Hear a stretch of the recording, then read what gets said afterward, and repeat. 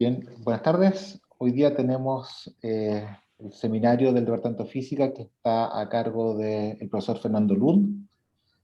Fernando estudió su pregrado en la Universidad de Chile en la Facultad de Ciencias y luego hizo un doctorado en Princeton, después un par de postdoctorados y regresó a Chile en el año 78, desde el momento en que es profesor de la Universidad de Chile. Y sus áreas de investigación han sido diversas, partiendo por relatividad general, mecánica estadística, física de fluidos, sismología incluso, y desde hace ya un buen tiempo, posiblemente unos 15 años ya, trabaja en ciencias materiales, diversos aspectos de ciencias materiales, y dirigió un centro eh, FONDAP de ciencias materiales, el CIMAT, y junto con eso también obtuvo el Premio Nacional de Ciencias Exactas el año 2001 por sus contribuciones precisamente en ciencias materiales y temas relacionados. Y uno de los temas que ha estado trabajando desde hace un buen tiempo son materiales amorfos, temas de dilocaciones y precisamente el tema de los vidrios, que es lo que nos va a hablar hoy día. Entonces, Fernando, te dejo para que nos cuentes esta historia de la transición vítrea.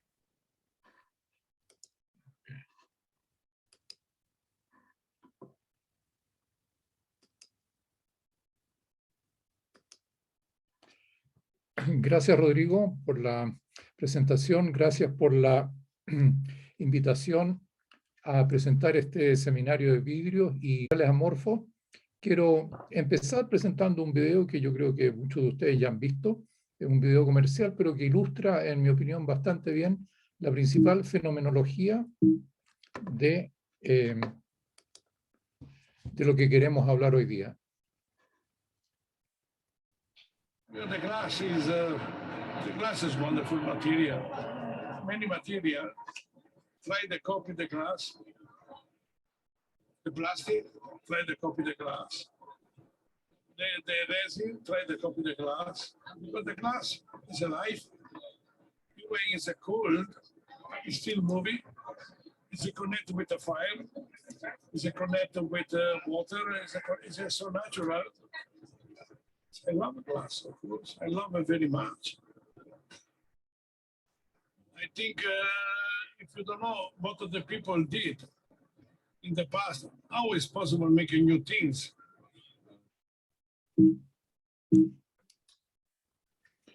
Lo que tenemos entonces es un líquido sobreenfriado con una viscosidad que aumenta cuando baja la temperatura. Es la primera imagen. Y esto quería partir con este gráfico que ya tiene como 50 años, pero hay medidas mucho más antiguas, de un material orgánico en que el eje vertical es la viscosidad en Poise, en escala logarítmica, y en el eje horizontal está la temperatura, pero en escala inversa. Es decir, la temperatura disminuye hacia la derecha. Y lo que quiero hacer notar aquí es que en el rango de temperatura explorado, la temperatura disminuye más o menos a la mitad, pero la viscosidad aumenta en 1, 2, 3, 4, en 5 órdenes de magnitud. Es decir, la temperatura baja a la mitad y la viscosidad aumenta en 5 órdenes de magnitud. Esto está súper documentado para muchos materiales. Esta es la manera más contemporánea de ilustrar el comportamiento de la viscosidad como función de la temperatura. En el eje vertical se pone la viscosidad en escala logarítmica, en Poise, en el eje horizontal la temperatura en escala inversa, pero se escala con un concepto importante para lo que vamos a ver hoy, la temperatura de la transición vítrea, T sub G, glass, del inglés. Y esta temperatura de transición vítrea, para estos efectos, está definida de manera sumamente ad hoc, no hay una temperatura como la temperatura de fusión del agua, es la temperatura a la cual aquí la viscosidad vale 10 a la 13 pois. ¿Por qué 10 a la 13? Es completamente arbitrario y a lo mejor tiene que ver con cosas tan simples como que el tiempo de relajación ya excede el tiempo en que cualquier experimentador razonable pierde la paciencia, las cosas se hacen excesivamente lentas. Y aquí arriba a la derecha hay una fórmula, hay varias fórmulas que se pueden usar para fitear estos datos empíricos. Esta es una posibilidad que sirve para fitear datos de bastantes materiales. Hay una dependencia exponencial en el inverso de la temperatura. Esta dependencia exponencial es más o menos inevitable, es lo que hace que haya una sensibilidad tan aguda en los cambios de temperatura, y aquí en este caso hay tres parámetros: una viscosidad de base, llamémosla, una temperatura. Este exponencial sugiere que hay escondidos procesos activados térmicamente con una barrera de potencial. Si uno quiere persistir por ese camino, se encuentra, vamos a volver sobre este tema en un rato más, se encuentra con que la barrera de potencial ella misma depende de la temperatura. Y eso es uno de los aspectos que hace que es tan complicado ser cuantitativo acerca de esta fenomenología. Y un tercer parámetro aquí. Entonces, como les decía, esto de los vidrios es muy antiguo. Esto es un vitral muy lindo, de una catedral alemana de lo que hoy es Alemania del siglo XI. Y no sé ustedes, pero por lo menos cuando yo era niño oí que los vitrales de las catedrales medievales son más gruesos abajo que arriba, eso que es bastante fácil de verificar si es así o no es así, pero la anécdota era que esto es una demostración que los vidrios en realidad no son sólidos, sino que son líquidos, y que en una escala de siglos, esto lleva 1000 años, 10 siglos, fluyen. Y esto de que líquido sólido sí es un buen momento para recordar que hay dos acepciones bien importantes a lo que uno llama un sólido. En el contexto de hoy, casi todas las veces voy a hablar de sólido como de un objeto que tiene un módulo de corte distinto de cero. Es decir, un módulo que presenta una resistencia a deformaciones de corte, mientras que un líquido tiene un módulo de corte igual a cero. En términos coloquiales, un líquido toma la forma del recipiente que lo contiene, mientras que un sólido no. La otra acepción, naturalmente, que es una de las cosas primeras que uno aprende en física de estado sólido, es un sólido cristalino, en el cual los átomos están ordenados, la estructura cristalina es invariante ante traslaciones discretas y hay un orden translacional de largo alcance. Entonces, uno puede estimar actualmente en la escala de tiempo, por ejemplo, estimarlo como el tiempo de relajación de un sólido o de un material viscoelástico caracterizado por una viscosidad viscosidad que depende de la temperatura, como la fórmula que está aquí arriba, y abajo le pone el módulo elástico. Son 1, 2, 3, 4 parámetros que se han medido para vidrios fabricados actualmente, es verdad, con la misma composición química que tenían los vidrios de las catedrales medievales, y sale un número. ¿Ah? Y ese número es 10 a la 23 años. ¿Ah?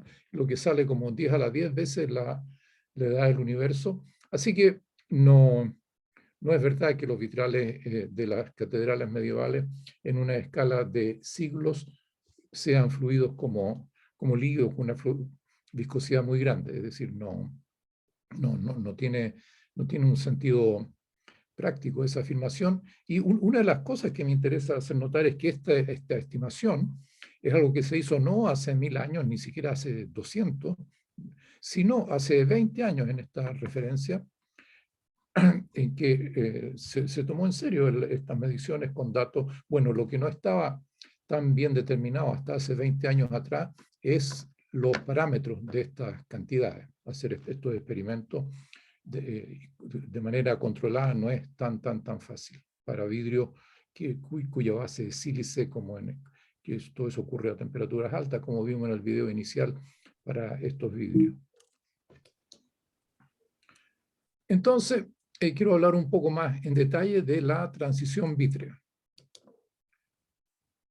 ¿Cierto? La transición vítrea, uno dice, bueno, voy a partir con un líquido a alta temperatura. Alta temperatura significa más arriba, temperatura mayor que la temperatura de fusión. Aquí puse un ejemplo de una simulación numérica de una aleación cobre-circonio. Hay vidrios metálicos, son aleaciones metálicas, a 2000 Kelvin, y uno lo enfría. Aquí voy a bajo la temperatura.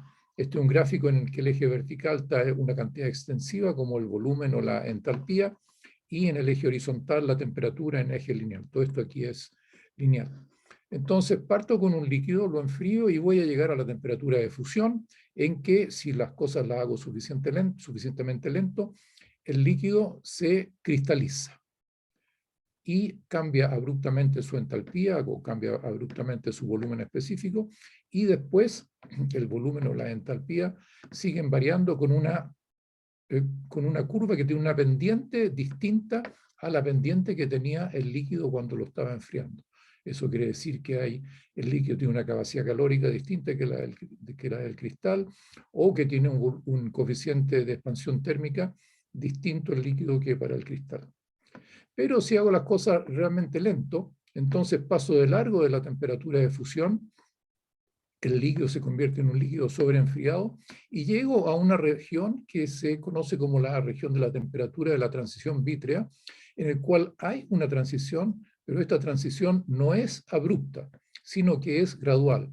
Hay un cambio en la pendiente de la curva de comportamiento líquido a un comportamiento distinto, y este comportamiento es el que llamamos, el que decimos es el comportamiento de un vidrio.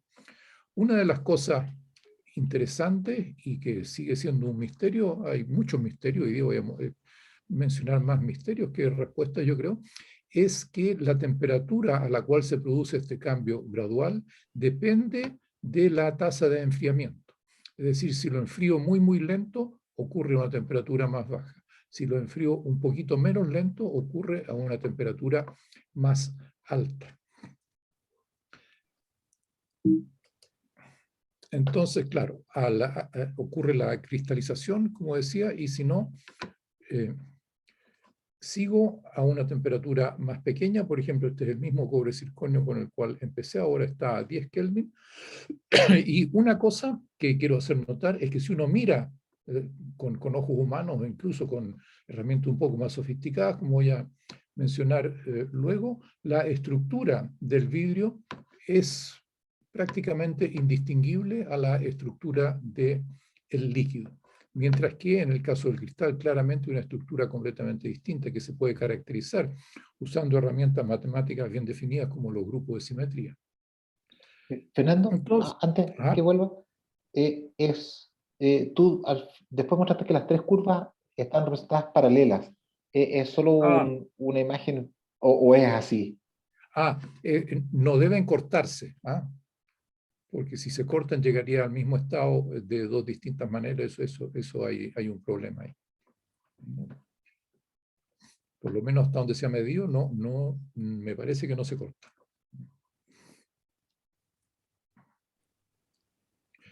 Pueden tal vez diverger un poquito, no creo que se corten.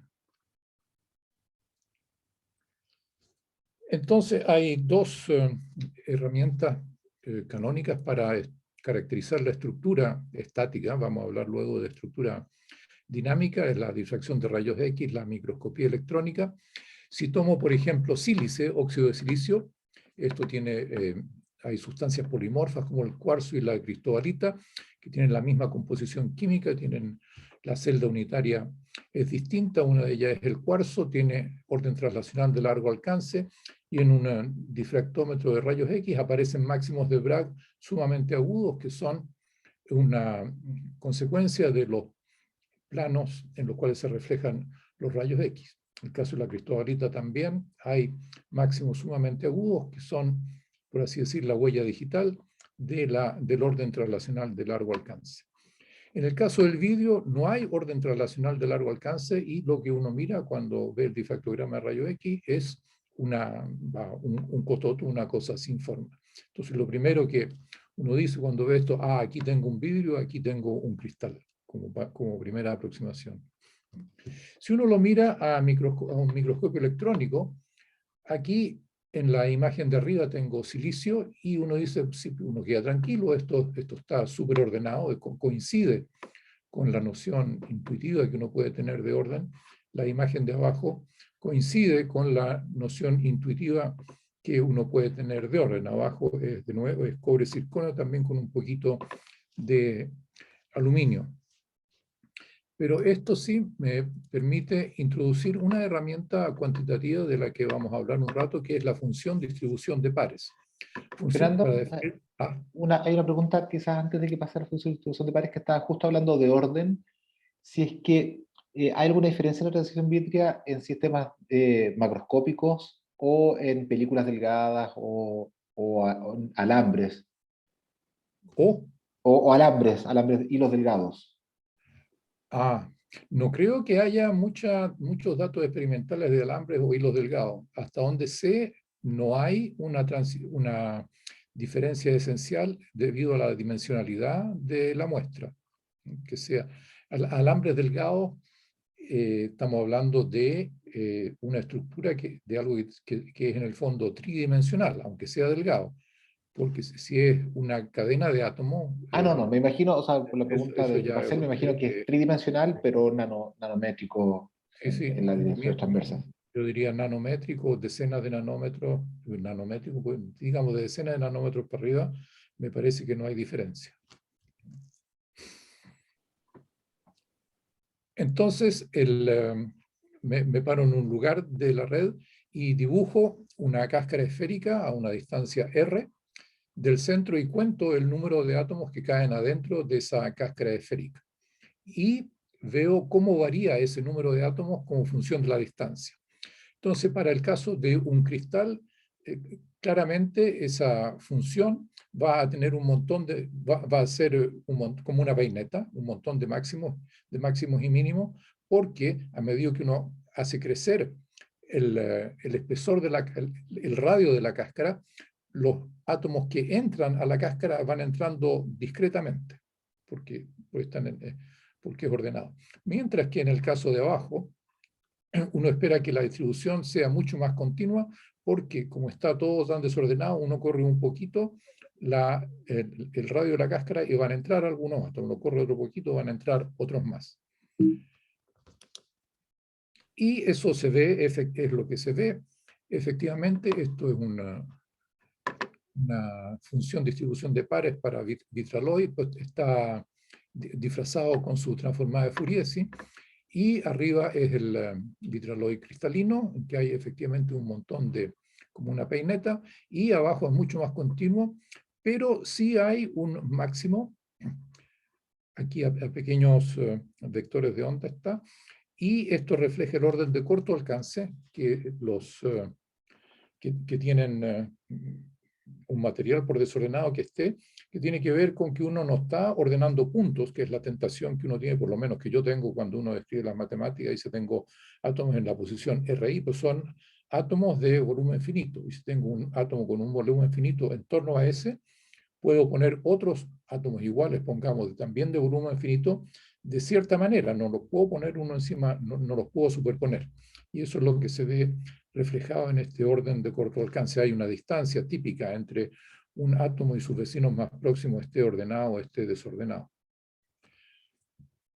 Entonces hay algunos objetos que usamos para describir las matemáticas de esto. Uno es la densidad en una aproximación. La más simple son puntos, son funciones deltas, puntos en una cierta posición para la iésima partícula como función del tiempo, las correlaciones de dos puntos de las fluctuaciones de densidad y su transformada de Fourier, que también se conoce como el factor de estructura estático, que también es la transformada de Fourier salvo constante de la función distribución de pares. Así que de SDK vamos a hablar un poco. Una teoría de la que quiero contarles hoy, son dos o tres, es la teoría de acoplamiento de modo.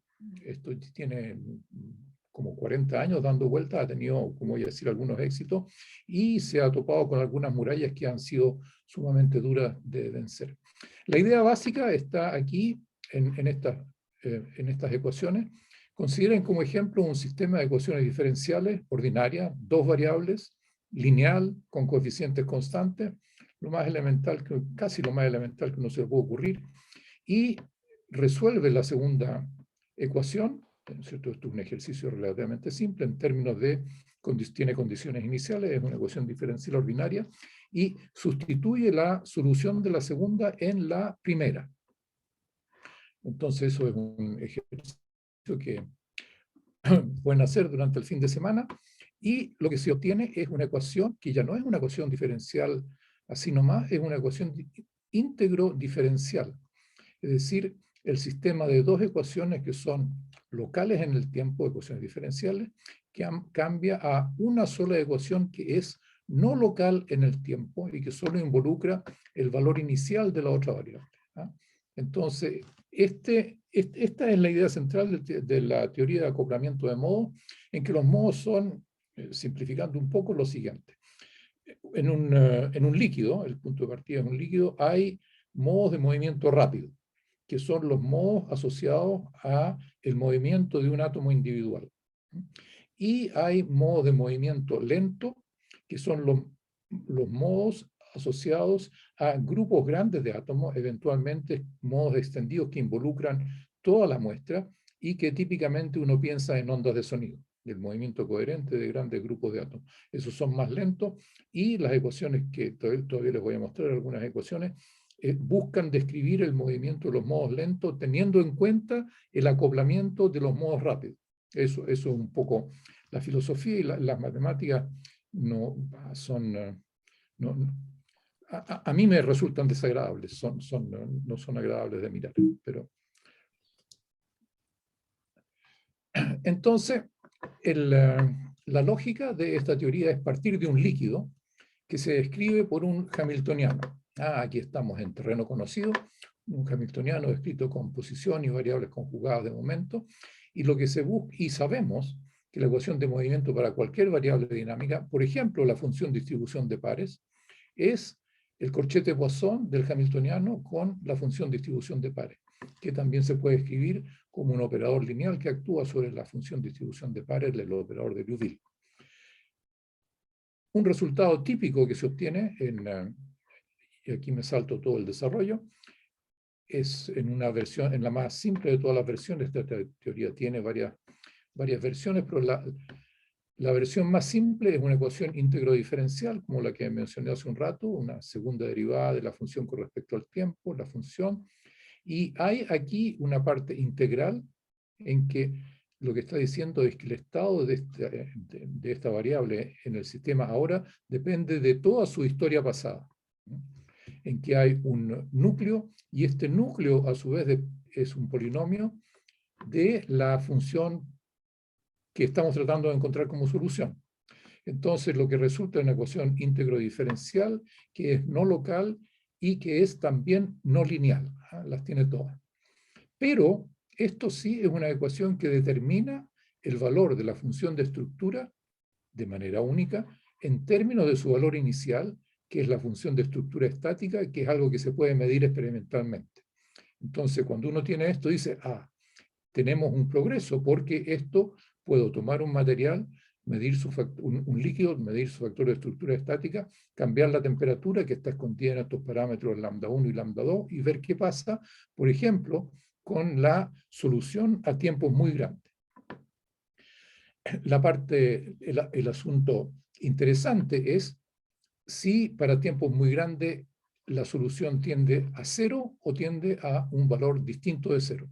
Recuerda, esta función de estructura dinámica son correlaciones de dos puntos, así que si para tiempos grandes la solución es cero, decimos que seguimos teniendo un líquido, porque entonces el material no va a tener memoria de su solución inicial. Las fluctuaciones en la densidad para grandes tiempos van a estar descorrelacionadas de la fluctuación en la densidad inicialmente, mientras que si el valor asintótico es distinto de cero, lo llamamos sólido, lo digo entre comillas para diferenciarlo de un líquido, en el sentido que fluctuaciones de densidad si se acuerdan del valor que tenían inicialmente.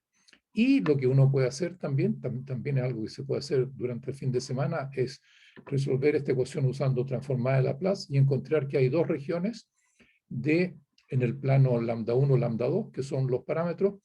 En una región de parámetros hay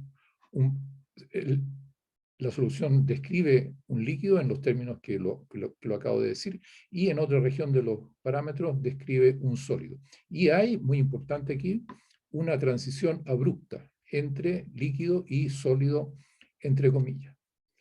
Entonces, esto es en una cáscara de nuez, la teoría de acoplamiento de modos. Hay que tener cuidado con las suposiciones que van en la teoría de acoplamiento de modos. Primero, considera interacciones de dos cuerpos. Recuerdan, hay un hamiltoniano en el punto de partida. Las interacciones son de dos cuerpos, y esto pueden adivinar un poco por lo que dije hace un rato, que vamos a considerar movimientos colectivos de moléculas. Uno ya puede sospechar que es una simplificación excesiva para tratar de describir el movimiento coherente de grupos de átomos. Y también otra manera de decir algo parecido es que las correlaciones de 4 puntos se descomponen como como productos de correlaciones de 2 puntos. Y esto también es una aproximación que se hace para poder tratar las matemáticas, y no hay un control físico acerca de qué significa, cuál es la cantidad pequeña que uno está despreciando. Sin embargo, esta teoría tiene dos éxitos bien notables. Uno que, en mi opinión, es realmente muy, muy notable, es que describe adecuadamente los líquidos sobreenfiados. Es decir, hay bastante información experimental acerca del comportamiento de las correlaciones dinámicas de un líquido a medida que baja la temperatura en el régimen sobreenfiado. Y esta teoría, como la acabo de describir, describe muy bien ese comportamiento. También describe bien el comportamiento de las suspensiones coloidales, que son una caricatura favorita de un vidrio. En las suspensiones coloidales sí hay una transición abrupta entre líquido y sólido. Naturalmente, lo que no describe es la transición vítrea, porque la transición vítrea no es, como les conté hace un rato, una transición abrupta, sino que es algo continuo. No hay una transición en el sentido que estamos acostumbrados en física de transición de fase. Esa era una teoría. Otra teoría de las que quiero hablarles, que uno oye mucho, son los vidrios de spin. Los vidrios de spin tienen una larga historia. Son aleaciones diluidas, unos átomos, digamos, entre unos poco por ciento hasta 20% en número, en una matriz de oro. El oro naturalmente es un metal noble, los núcleos no son magnéticos, los núcleos de fierro sí son magnéticos. Estos núcleos de fierro interactúan entre ellos con una interacción que era el objeto de estudio en esa época. La interacción decrece lentamente, así que hay una interacción de largo alcance lentamente. En este caso significa como el inverso del Q, la distancia, y muy importante, el signo de la interacción oscila con la distancia. Entonces, dos dipolos que están a una cierta distancia pueden querer orientarse en la misma dirección y tener una interacción ferromagnética, o un poco más allá pueden orientarse en una dirección opuesta y tener una interacción antiferromagnética. Entonces, esto era un puzzle. Hay un hamiltoniano que uno puede escribir para esto, que es un producto de dos dipolos clásicos que interactúan con una energía de acoplamiento que es una variable aleatoria. Esa es la parte importante, es una variable aleatoria. Entonces, como pueden adivinar, este es un hamiltoniano que tiene muchos mínimos locales. Ahí voy cambiando las orientaciones de los dipolos. Esto no tiene el mismo signo, cambia el signo, entonces hay muchos mínimos locales. ¿Y qué pasa al bajar la temperatura? Hay una transición de fase. Espérate, a ver.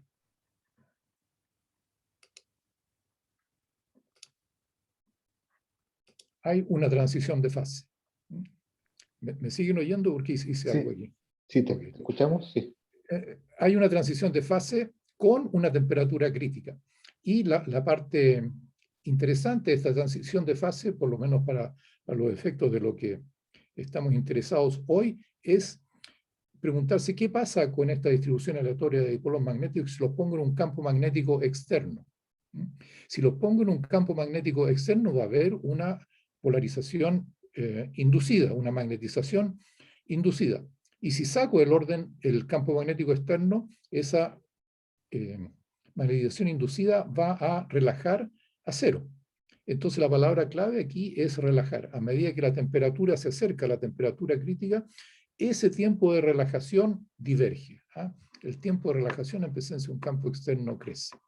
Entonces, Sam Edwards y Phil Anderson, ya hace casi 50 años, estudiaron eso en un artículo realmente que es una delicia leer, es de uno de esos clásicos de la literatura física, pero se dieron cuenta que las correlaciones de 2 puntos de spin, de momento magnético 2 puntos, no es un buen parámetro de orden porque todo esto está desordenado por diseño, pero que un buen parámetro de orden es dado que, ¿no es cierto?, parto con un dipolo magnético a una cierta temperatura. Parto con un dipolo magnético a una cierta temperatura, me pregunto cuál es la temperatura que ese dipolo magnético, cuál es la probabilidad que ese dipolo magnético siga teniendo la misma orientación un cierto tiempo, un cierto intervalo de tiempo después. Entonces se fijaron en las correlaciones en el tiempo.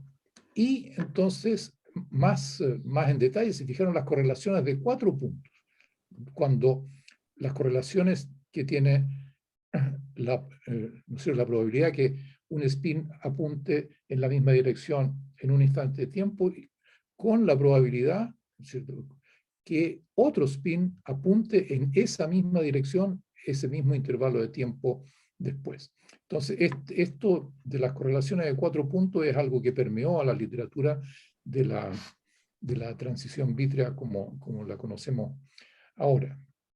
También la energía tiene muchos mínimos locales. Esto, tal vez aquí se acuñó un término que el paisaje de energía, que es una superficie, es súper simple, energía como función de 3n variables. Estamos en una hipersuperficie, un espacio de 3n más 1 dimensiones, que tiene muchos mínimos locales. Esa es la parte interesante. Del punto de vista técnico, esta teoría se enfrentó al problema de técnicamente tener que intercambiar el promedio termodinámico para sacar las variables termodinámicas en términos de la distribución de Boltzmann, con el promedio sobre el desorden. Pues tenemos un sistema con constante de acoplamiento desordenado, lo mejor que uno puede esperar es encontrar propiedades promedio para distintas realizaciones de ese desorden. Eso dio origen a lo que actualmente se conoce como el método de las réplicas. Y ese es un método que es bastante estándar en cualquier tema de física donde hay que evaluar integrales funcionales. Y también el hecho de tener que minimizar un hamiltoniano con muchos mínimos locales, uno le puede cambiar un poco el nombre a las cosas y decir que quiere optimizar el costo de una operación con muchos óptimos locales, y entonces esto bueno, es más complicado, pero caricaturizando uno puede decir este simple cambio de vocabulario ha dado lugar a muchos desarrollos en economía, también a desarrollo en redes neuronales y se usa actualmente para modelar la actividad cerebral de los primates, de los cuales nosotros naturalmente somos orgullosos representantes. Y una tercera teoría, creo que es la última teoría de la cual quiero hablar, son, en mi opinión, los 3 marcos teóricos más importantes a los que uno echa mano cuando quiere explicar la transición vítrea, es lo que se llama la teoría de la transición de primer orden aleatorio. Esto es bien largo, RFOT es la sigla en inglés, y este toma un punto de partida distinto, es un líquido, un fluido continuo, con una densidad que es una función continua de la posición, que son fluctuaciones en la densidad por sobre un fondo uniforme. Y buscan los mínimos de una energía libre. Esto es relativamente directo. Energía libre es temperatura por entropía. Reconocen aquí la expresión para la entropía, menos en realidad, pero aquí la energía propiamente tal. Y aquí entonces también hay interacciones de 2 puntos escondidas y correlaciones. Naturalmente toda la complicación de esta teoría está escondida en esta función C. Entonces, el ejercicio aquí es buscar mínimos de esta función, de esta expresión, de este funcional, con funciones de prueba que están localizados en una red espacial no periódica.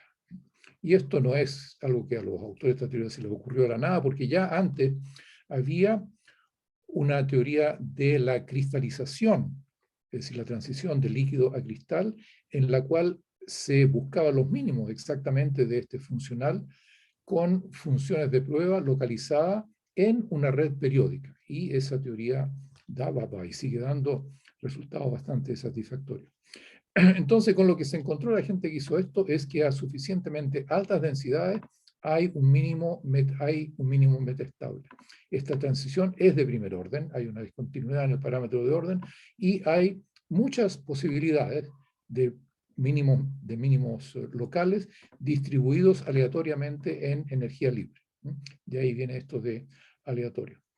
Y entonces, antes de... también usan aquí de manera muy intensiva la idea de paisaje de energía, ¿no es cierto? Aquí tengo una caricatura de un paisaje de energía, en el eje vertical está la energía, abajo están las coordenadas, y hay máximos y mínimos locales. Máximos locales, aquí hay un mínimo bastante profundo que uno puede decir, aquí va a estar viviendo el vidrio, hay mínimos locales, hay un mínimo muy estrecho, muy profundo, que es el mínimo global. Uno esperaría que corresponde al orden cristalino. Pero, por ejemplo, uno se puede preguntar acerca de los movimientos de este sistema para ir de un mínimo local a otro mínimo local. Esos son movimientos activados por la energía, estamos a temperatura finita, ¿recuerdan? Entonces, movimientos, digamos, para mi gusto, la principal contribución de esta teoría es hacer notar que el movimiento entre estos mínimos locales, es lo que pongo aquí en el tercer ítem, involucra el movimiento cooperativo de grupos de partículas, y que esto ha sido un desarrollo de los últimos años relativamente. Estos grupos se organizan como si estuvieran en una cuerda. Un rosario sería la analogía más precisa. Entonces, eso estamos tratando de describir la temperatura, la transición vítrea. Los invito ahora a que bajemos la temperatura y nos vayamos a ver qué es lo que ocurre a temperaturas considerablemente bajo la temperatura de transición vítrea. Y ahí hay varios puzzles que llevan varios años y que son, en mi opinión, súper interesantes. Uno de los principales puzzles que ocurre con los vidrios a bajas temperaturas son las propiedades térmicas. Aquí puse un gráfico clásico de la conductividad térmica en el eje vertical. Todo esto está en logarítmico, logaritmo del eje vertical, logaritmo del eje horizontal. Entonces, conductividad térmica versus temperatura.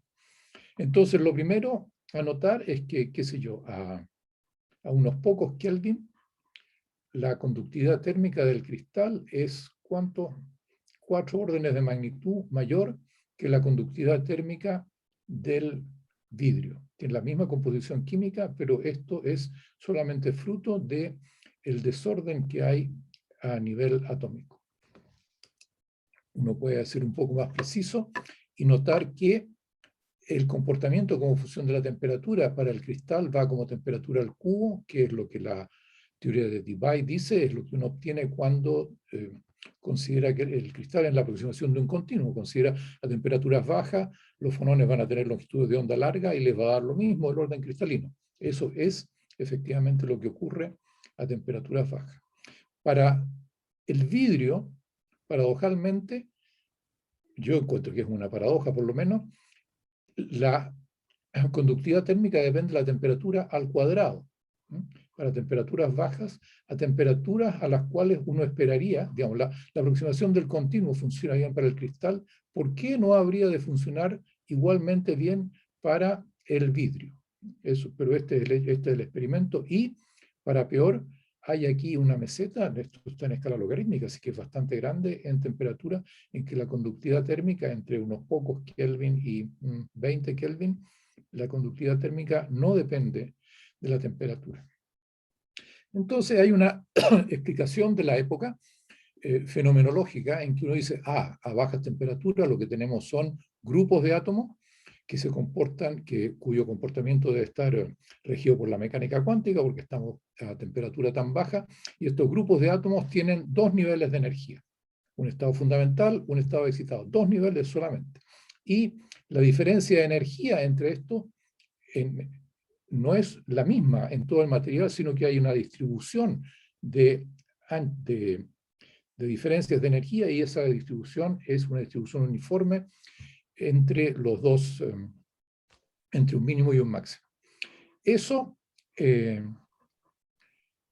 explica la temperatura al cuadrado, pero naturalmente genera más preguntas aún, involucra grupos de átomos.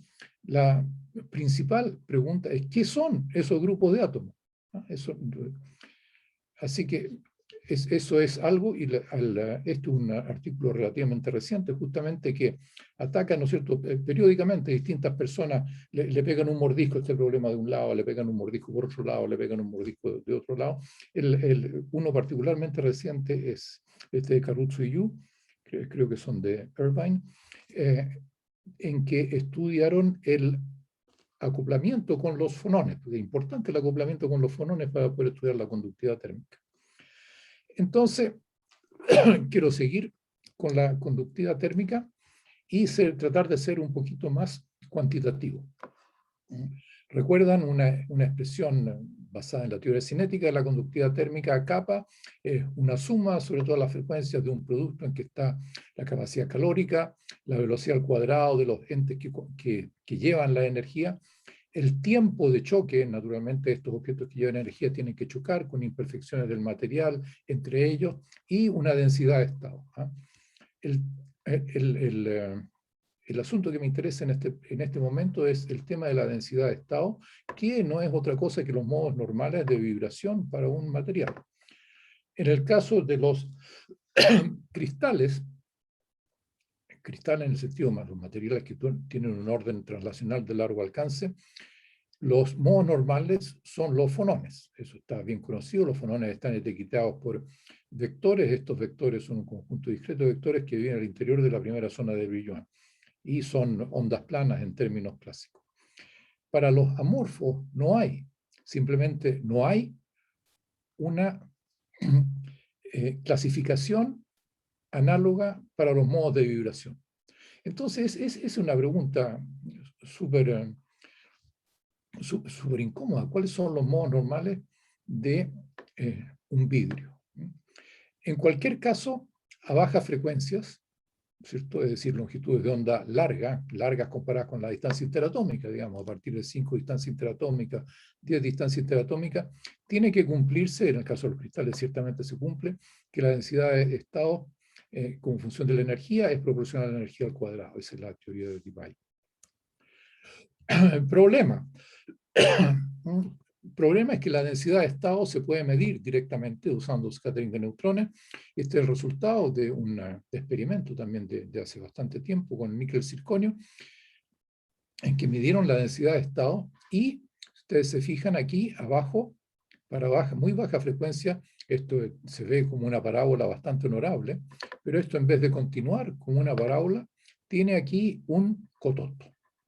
Hay un exceso de modos por sobre lo que uno esperaría si la teoría de Debye fuera válida, y uno espera que la teoría, a primera vista, espera que la teoría de Debye sea válida, ya que estamos a longitudes de onda suficientemente grandes. Esto no es solo esta característica de la densidad de estado ocurre no solo para el níquel-circonio, sino que para todos los vidrios para los cuales se ha medido usando neutrones, rayos X, scattering Raman, y es independiente de la temperatura, de la densidad, de la presión, de la historia química. Es una característica sumamente común a todos los vidrios. Para ser un poco más preciso, esto ocurre más o menos a 1/10 de la frecuencia de Debye, que son como 10 espaciamientos interatómicos, y la pregunta para mí interesante es que para los cristales la aproximación del continuo funciona súper bien a esas escalas. ¿Por qué no habría de funcionar igual de bien para un vidrio? Entonces, es una pregunta que quiero dejar planteada, voy a volver sobre ella.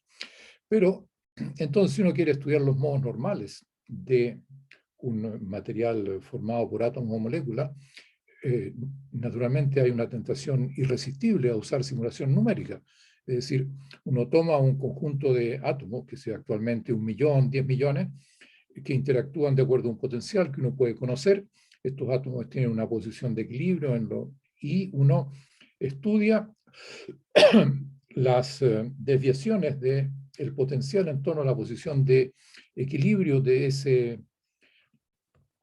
esos átomos. Tiene entonces una matriz, ¿no es cierto?, la segunda derivada con respecto a las dos posiciones, una matriz la matriz característica, y que puede diagonalizar, y los valores de la diagonal va a ser una matriz, lamentablemente, de 1 millón por 1 millón. Pero, en fin, si es inteligente o tiene una máquina suficientemente poderosa, puede encontrar las frecuencias propias, y si puede todavía seguir, puede no solo encontrar las frecuencias propias, sino que puede encontrar los autovectores correspondientes a esos modos normales, y esos autovectores le van a decir cómo se mueven los átomos correspondientes a esa frecuencia. Entonces eso ha sido hecho, es también un deporte bastante común de hace unos 20 años. Este es un artículo relativamente reciente en que es divertido, como tiene una herramienta, como tiene un algoritmo para hacer estos cálculos sumamente poderosos, estos autores no resistieron la tentación de hacer el cálculo en 2, 3 y 4 dimensiones. Pero aquí para lo que me interesa son el 3 dimensiones, aquí está un cubo en 3 dimensiones. Encontraron que en el rango de frecuencia del cual estoy hablando hay modos localizados, blandos, o soft modes, en inglés modos blandos, porque corresponden a una frecuencia que son más o menos 1/10 de la frecuencia de Debye. Y lo que estudiaron también los autovectores, y aquí es un gráfico también en log del módulo cuadrado del desplazamiento de los átomos como función de su distancia al centro del objeto. Es decir, si tengo un modo localizado, puedo definir un centro de masa y preguntarme por el desplazamiento de los distintos átomos como función de la distancia al centro de masa. Y lo que estos autores encontraron es que el desplazamiento decrece como el inverso del cuadrado a la distancia. Eso es un poco como el desplazamiento correspondiente a dipolo. No es algo que uno está tentado de pensar, no son modos localizados en el sentido de la localización de Anderson. En la localización de Anderson el decaimiento es exponencial y hay una longitud característica, una longitud de localización característica, y aquí hay un decaimiento como potencia. Estos modos normales se pueden detectar experimentalmente usando scattering inelástico de rayos X. Aquí estoy siendo un poco críptico, pero espero que se entienda lo que quiero decir en un minuto. Para scattering inelástico de rayos X uno tiene que ir a un sincrotrón, por ejemplo, este sincrotrón que está en Grenoble. El elemento clave para la detección experimental de estos modos normales es acoplarlo con los fonones, que son las fluctuaciones en la densidad, y obtener una expresión analítica para las correlaciones de dos puntos de fluctuación de densidad. ¿Se acuerdan? Esa es una cantidad de la cual hablé al principio. Entonces, esto lo hicimos hace poco. Aquí, en el panel de la izquierda, está la densidad de estados para el glicerol, la glicerina, lo que conocemos como objeto comercial. Los puntos azules son la densidad de estados medida experimentalmente con anterioridad usando scattering de neutrones. La línea punteada roja es lo que el modelo de Debye dice que debería ser, pero que no es. Y la línea verde es un ajuste, entonces, con el cual construimos, usando un modelo bastante preciso, del cual no voy a hablar ahora, obtenemos una expresión analítica para las correlaciones de dos puntos de la densidad, cuya transformada de Fourier es lo que mide directamente en primera aproximación de Born el scattering inelástico de neutrones. Entonces el resultado está aquí a la derecha.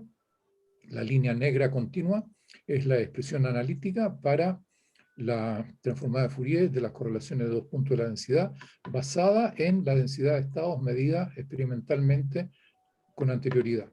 y esto está hecho para, bueno, como función de la energía, para distintos ángulos de scattering. Entonces esto funciona bastante bien y es algo que indica que hay una relación entre ambos fenómenos, digamos, ancla de manera bastante precisa lo que ocurre con los modos normales a frecuencias bajas y su influencia en la propagación de las ondas de sonido. ¿Fernando? ¿5 minutos? Ajá. ¿Sí? 5 minutos. Ah, sí, ok. Sí, ya. Ok. Sí, justamente creo que esto es lo último de lo cual quería hablar, las propiedades mecánicas y la deformación plástica de los vidrios. Los vidrios, por lo menos los vidrios de ventana, son los vidrios con los cuales la mayor parte de nosotros tienen la primera intuición, son objetos frágiles, no se deforman mucho plásticamente. ¿Qué quiero decir? Si uno toma un pedazo de cobre, un cristal, un policristal de cobre, y lo deforma un poquito y lo suelta, el policristal de cobre va a volver a su configuración inicial. Es una deformación elástica, se obedece a la ley de Hooke. Si tomo el mismo pedazo de cobre y lo deformo sustancialmente, entonces ocurre que la deformación permanece. Adquiere una deformación permanente y esa deformación permanente es lo que llamamos deformación plástica. Los vidrios, hay vidrios metálicos en particular, tienen deformación plástica. Es poca, pero tienen. Entonces, es una pregunta. ¿Cuál es el mecanismo de la deformación plástica de los vidrios? Porque el mecanismo de la deformación plástica de los cristales es razonablemente bien conocido. Los cristales se deforman plásticamente debido a que hay dislocaciones, que son defectos en la red periódica, y el movimiento de estos defectos es lo que permite relajar la energía que está entregada a través de una deformación. Pero si uno no tiene red cristalina, no tiene sentido hablar de defectos en una red que no existe. No tiene sentido hablar de dislocaciones en un conjunto desordenado de átomos. Entonces, una de las primeras personas en estudiar esto cuantitativamente fue Ali Argon en MIT, lo quiero nombrar porque realmente me parece un experimento espectacular, que dijo, bueno, vamos a ver qué es lo que pasa con una balsa, una capa de burbujas de jabón. Y lo que él tenía era un dispositivo que le permitía fabricar burbujas de jabón controlando su tamaño de manera muy precisa. Si los que tienen buena vista tal vez pueden ver que hay burbujas grandes, burbujas gordas y burbujas pequeñas. Y si uno se da el trabajo de medir todo esto, hay burbujas solo de dos tamaños con una muy buena precisión, burbujas grandes y burbujas pequeñas. Y bueno, esto de las burbujas es una idea bastante antigua que va hasta una publicación de Bragg de fines de los años 40.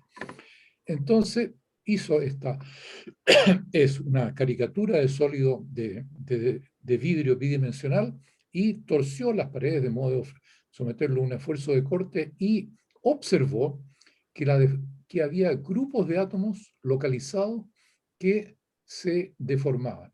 No era que la deformación entregada externamente se repartiera uniformemente a través de todo el material, sino que era absorbida, por así decir, por grupos locales de átomos. Y esta idea fue fue recuperada por simulaciones numéricas por Folk y Langer a fines de los 90. Esto es una simulación en 2 dimensiones usando un potencial de Lennard-Jones con 2 modos, por eso aquí está dibujado como átomos gordos y átomos chicos, y se fijan entonces, esto hay 2 dimensiones, la flecha indica en el sentido de la deformación, hay 2 parejas para que no haya rotación, y si se fijan estos 4 átomos, 1 grande y 3 pequeños, después de la deformación han cambiado su configuración, pero los átomos que están en torno a ellos no han cambiado de posición. Así que esto evolucionó y se puede estudiar de manera bastante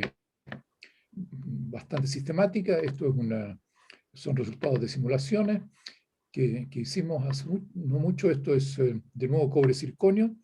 es tridimensional, pero es delgadito, es como un ladrillo de cobre circonio que se somete a una deformación, y aquí vemos las zonas de transformación que aparecen como marcas de viruela, y la parte interesante, ¿no es cierto?, aquí aumenta la deformación. Bueno, tal vez debo dar un paso atrás.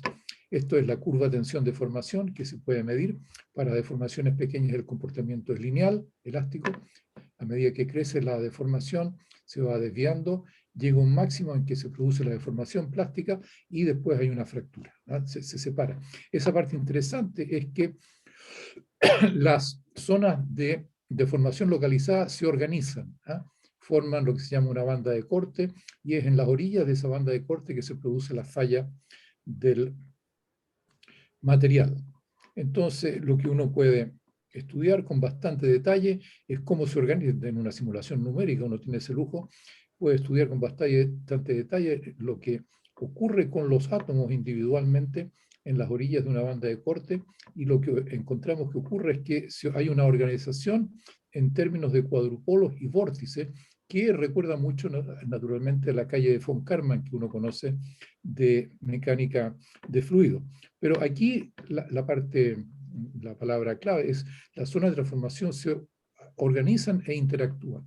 Entonces la pregunta que no hemos contestado todavía es: ¿qué es lo que determina esta organización? Es posible encontrar tal vez argumentos de energía, hay una energía de interacción que se trata de minimizar. Eso es trabajo que está en desarrollo. Así que, en resumen, para terminar, el mensaje que me gustaría transmitirle es que hay mucha información experimental acerca de lo que ocurre al enfriar un líquido bajo el punto de fusión y de la transición vítrea. Esta información está esperando ser racionalizada con algunos pocos conceptos, ojalá sean pocos, conceptos unificadores. Eso no existe todavía. Y bajo la temperatura de transición vítrea, muchas propiedades de los vidrios se pueden explicar invocando el movimiento de varias, más de una, propiedades de los vidrios se pueden explicar invocando el movimiento cooperativo de grupos de pocas moléculas. Así que yo diría, por lo menos la pregunta en este contexto que me parece particularmente interesante es: ¿acaso estos grupos de moléculas, cuyo papel está bastante bien documentado bajo a temperaturas bajas comparada con la temperatura de transición vítrea, acaso uno puede echarle la culpa del comportamiento, de un comportamiento por determinar, de lo que ocurre en la transición vítrea? Y con esto termino por hoy. Muchas gracias, Fernando. Súper interesante. Okay. ¿Dejo de compartir pantalla? Sí, quizás mejor, y a menos que haya alguna pregunta que requiera la pantalla. Entonces, hay tiempo para preguntas. Eduardo Menéndez había hecho una pregunta, no sé si la quiere hacer en voz alta o... Eso. Sí, hola. Hola a todos. La pregunta es ¿qué tan bien se cumple la aproximación armónica en los modos normales de los vidrios? Es decir, los modos normales, por ¿Hay efectos definición. anarmónicos más importantes que en los cristales o no? Excelente pregunta. Hay un efecto anarmónico crucial en lo que mostré, que es el acoplamiento de los fonones, que los fonones conocidos como las ondas planas, con los modos locales. Y cómo describir ese acoplamiento no es sencillo. Pero ese es un efecto anarmónico, no lineal, que en un cristal perfecto no está presente. En el modelo que hemos usado, es el mismo acoplamiento que hay entre los fonones y el campo elástico de una dislocación en un cristal. Para ser todavía más técnico, es la fuerza de Peach-Köhler, que ejerce una tensión externa sobre una dislocación. Pero la respuesta corta es sí. Gracias, Fernando. Gracias. Mario Molina tiene una pregunta. Sí, Fernando, me gustó mucho tu seminario, especialmente hacia el final, fue bastante claro. realmente se pasó luego el tiempo. Así de bueno fue. Ahora, Podemos seguir más otro día. hoy tenía una preguntita. Tú comentaste sobre el comportamiento de la conductividad térmica a bajas temperaturas. ¿Y podrías comentar también sobre el comportamiento del calor específico a bajas temperaturas? Ah, claro, es una copia de la conductividad térmica. El calor específico a muy bajas temperaturas, bajo 1 Kelvin, es lineal con la temperatura. Y eso en realidad, en honor a la verdad histórica, es ese dato el que generó el modelo de 2 niveles. ¿Ah? Pero no es decir, lo que se ve reflejado en el comportamiento del calor específico a bajas temperaturas es más o menos lo mismo que lo que aparece en la conductividad térmica en una formulación usando teoría cinética, porque para la conductividad térmica uno le enchufa el calor específico como parte de los factores. Bueno, pero una de estas es una cantidad termodinámica y la otra, bueno, también, pero la otra involucra, es más difícil, ¿verdad? Son funciones de Green de 2 puntos. Por supuesto, por supuesto. Bueno, gracias. Gonzalo Gutiérrez tiene una pregunta. Bueno. Tienes Sí, eso. ahí. Gracias, Fernando. Oye, yo aparecí ahí en una transparencia, pero no es esto que no está preparado. Conversamos de otras cosas con Fernando cuando nos juntamos, entonces esta es una pregunta genuina. ¿Cuáles son a tu juicio los elementos que uno debería considerar para una teoría de vidrio de la transición vítrea? ¿Qué quiere decir una teoría de transición vítrea? Que pueda explicar, por ejemplo, la temperatura de vítrea, que pueda explicar la regla esta del logaritmo de eta con respecto a 1 sobre el tiempo. ¿Qué otros elementos claves? Porque yo también coincido, fue muy bueno el seminario porque muy informativo en términos generales, y da la impresión que estamos en una situación en los vidrios como la que estaba el año 56 Bardeen, cuando puso, no sé, pues tiene que explicar el efecto isotópico, tiene que explicar 2 o 3 características de la superconductividad, y en términos de eso quedarse con unos conceptos mínimos como tú lo planteaste al final. ¿Cuáles serían aquí, a tu juicio? Yo diría la variación de la viscosidad o del tiempo de relajación en torno a la transición vítrea. Encontrar un mecanismo microscópico que diga, bueno, a medida que bajo la temperatura me va a costar, voy a tener que gastar energía ¿en qué? Yo tengo un candidato favorito, pero no he descubierto todavía cómo implementarlo. Pensar en estos mismos grupos de átomos a los que uno le echa la culpa de los 2 niveles o de las propiedades mecánicas, decir, bueno, a lo mejor el líquido cuando se enfría no es que forme pequeños cristales, el líquido sobreenfriado, no es que forma pequeños cristales que tienen una vida media pequeña, sino que a lo mejor al líquido cuando se enfría lo que le gusta es formar estos grupos, llamémoslos pacotones en chileno, pacotones de átomos, y que estos átomos mantienen su coherencia, se comportan como un sólido, pero no un sólido cristalino, sino que digamos, están descritos por una sola coordenada, es decir, sabiendo dónde está uno, sé al tiro dónde están los demás. Yo creo que si uno pudiera, por ejemplo, hacer una teoría de transiciones excitadas por la temperatura, ¿por qué encontrar un argumento para que se formen esos pacotones? Ya daría algo distinto a lo que hay ahora. Ojalá diera algo parecido a lo que se ha medido. Después, también uno se puede acercar a la temperatura de transición vítrea por abajo, ¿cierto? Eso también hay uno de los aspectos más misteriosos para mí, es que en la curva que mostré, por ejemplo, de entalpía como función de la temperatura, si uno baja y después vuelve a subir, no reproduce los estados por donde bajó. Hay histéresis. Y eso también está súper bien documentado. Entonces, yo me gustaría ser capaz de inventar un formalismo, en que estos pacotones se comportan distintos. Tal vez uno debiera, la única histéresis que conozco entre comillas, es la histéresis magnética, pero en que estos pacotones se comportan de una manera cuando baja la temperatura y se comportan de otra manera cuando sube la temperatura.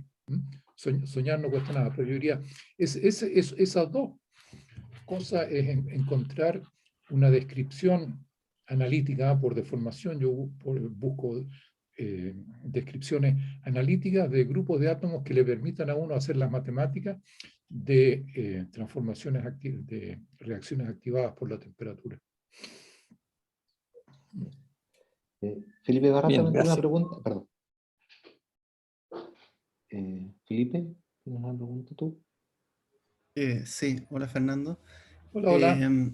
Oye, yo he visto hartos artículos que no he leído, pero que tienen que ver con usar herramientas de Machine Learning para resolver. Entonces, bueno, la pregunta es si tú los has leído y qué es lo que qué es lo que ha entregado todo eso, porque me parece que es como bien activo. Entonces, no sé si Sí, sí, hay sí. hay novedades como interesantes. Debo confesar que también he visto hartos artículos y he leído un artículo de revisión.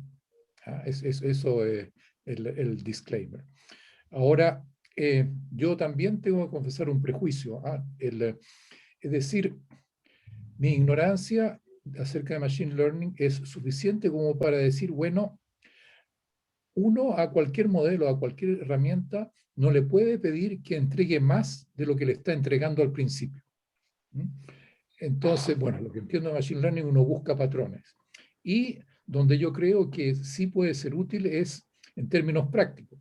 Uno quiere diseñar un nuevo material amorfo, por ejemplo, que tenga tales y tales propiedades.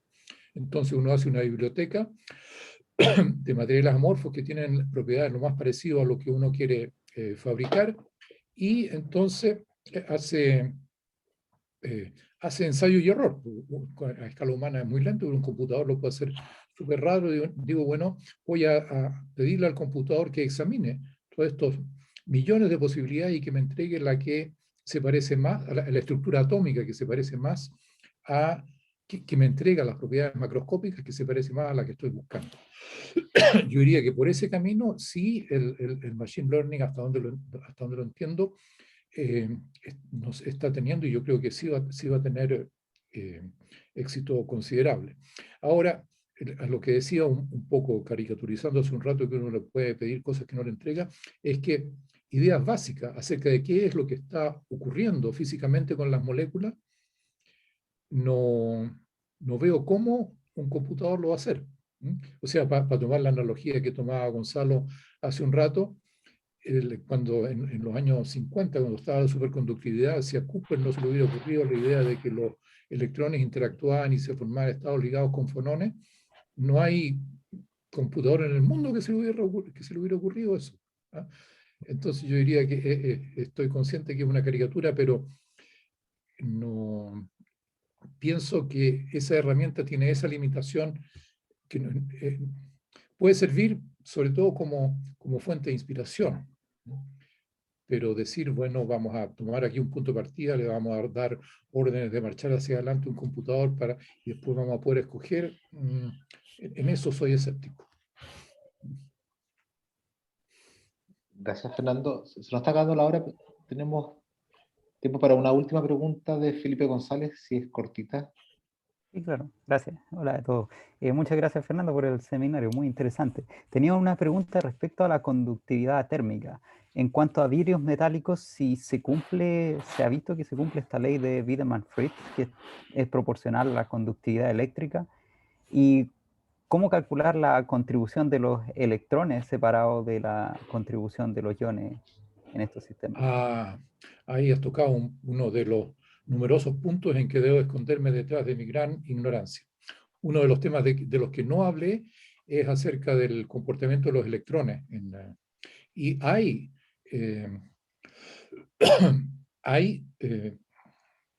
amorfos que son semiconductores. El silicio amorfo es un ejemplo muy importante que tiene aplicaciones industriales considerables. Y el problema, como yo lo veo, es que en un amorfo puede haber bandas de energía, Pero ahí hay un problema. ¿Cómo voy a explicar la existencia de bandas de energía si no tengo una red periódica? No es un tema que yo haya, que yo haya mirado con cuidado realmente. Pero el principal, el problema básico que no he visto que se responda de manera suficientemente precisa y general es la pregunta que acabo de formular. ¿Cómo explicamos la existencia de bandas de energía en ausencia de orden translacional de largo alcance?